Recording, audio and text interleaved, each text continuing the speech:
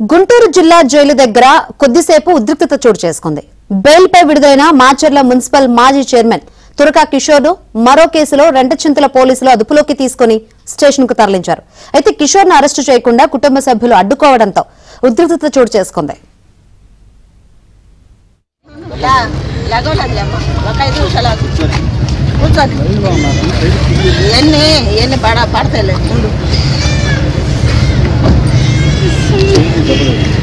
కొంచెం నిలబడాలి కూర్చో కూర్చో కొంచెం చిన్న కూర్చోలేదు.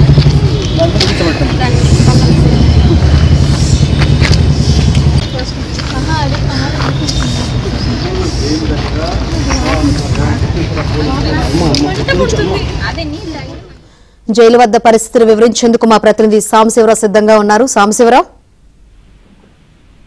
పల్నాడు జిల్లా మాచర్ల మాజీ మున్సిపల్ చైర్మన్ తురకా కిషోర్ ఈ రోజు గుంటూరు జిల్లా జైలు నుంచి కూడా జైలుపై విడుదల సమయంలో కూడా ట్విస్ట్ అయితే జరిగింది.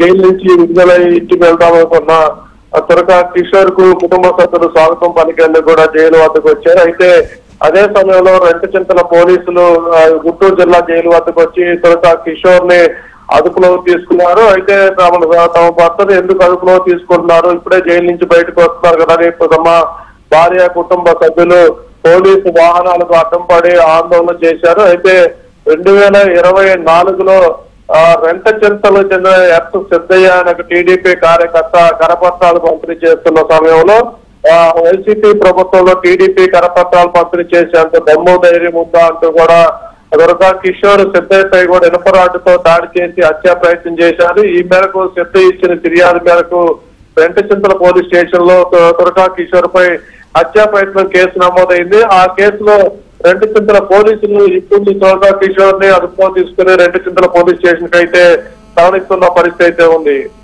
Right Sambasivarao, thank you.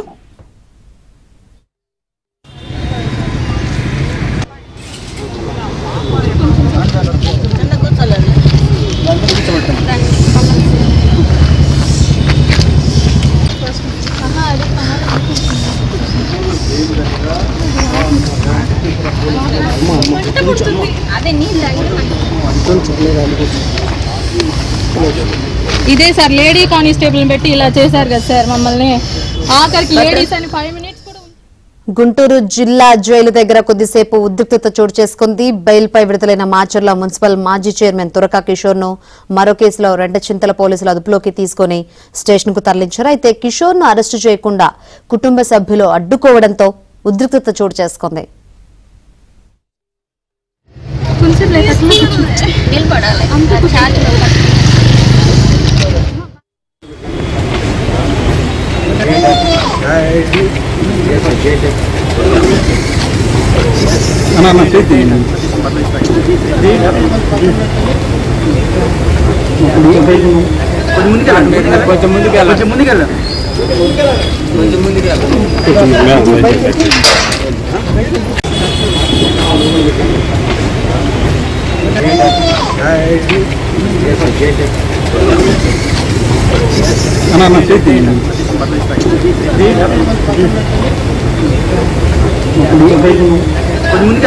కొంచెం ముందుకెళ్ళ